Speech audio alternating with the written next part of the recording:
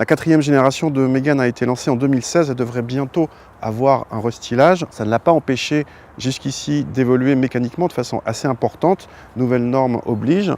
Alors en 2018, on a vu l'apparition côté essence de tous les 1,3 litre TCE. Parallèlement, il y avait un petit peu de mouvement aussi du diesel, mais plutôt des suppressions. Et début 2019, on n'avait plus qu'un DCI 95 et un DCI 115. En mai 2019, il y a le retour d'un gros diesel, entre guillemets, avec un 1,7 litre DCI 150, uniquement proposé en boîte d'essai, en berline comme en break. On l'essaye ici en finition Intense.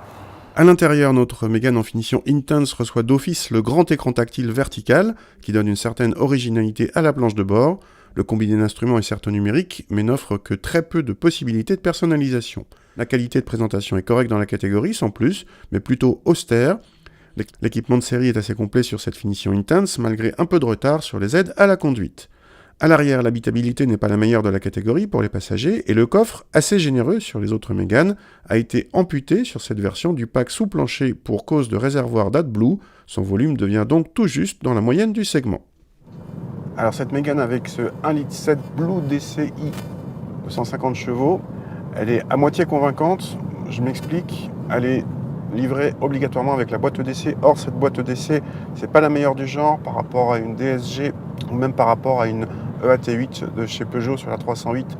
C'est pas ce qui se fait de mieux, ni en rapidité, ni en gestion. Par exemple, au démarrage, si vous appuyez un petit peu fort sur l'accélérateur, ça fait monter le moteur dans les tours, ce qui est à peu près normal, mais le moment où la boîte décide de passer le rapport est beaucoup trop long.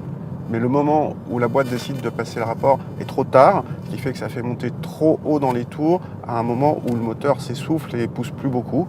Donc même si vous êtes pressé, il vaut mieux appuyer moyennement sur l'accélérateur et jouer plus sur le couple, car ce 1,7 litre DCI est très coupleux, très agréable à bas et moyen régime, mais s'essouffle en haut des tours.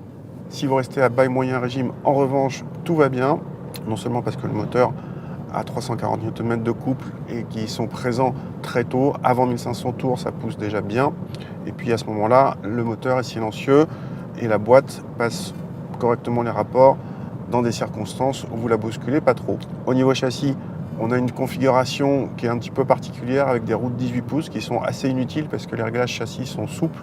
Donc on a des filtrages qui sont un petit peu altérés à cause de la chausse un peu faible de la roue et sans avoir de dynamisme. Donc restez avec les roues de 17 pouces normal. Ne prenez pas les roues de 18 pouces en option et vous aurez une voiture avec un compromis tout à fait correct, plutôt orienté confort. Côté consommation, si cette Mégane respecte bien toutes les normes en vigueur, son appétit n'est pas le meilleur du genre, avec plusieurs rivales plus sobres. D'ailleurs, elle a droit à un malus écologique, certes léger, alors que la plupart des rivales évitent cet écueil. En tarif, cette Mégane frôle les 33 000 €, ce qui est un peu cher, car d'une part Renault impose la boîte d'essai et d'autre part la finition Intense plutôt haut de gamme est la plus petite disponible avec cette motorisation. Mais même en tenant compte de cela, cette Mégane reste assez chère. Une Ford Focus diesel 150 chevaux avec boîte auto en finition titanium assez bien équipée reste sous les 30 000 € et échappe au malus.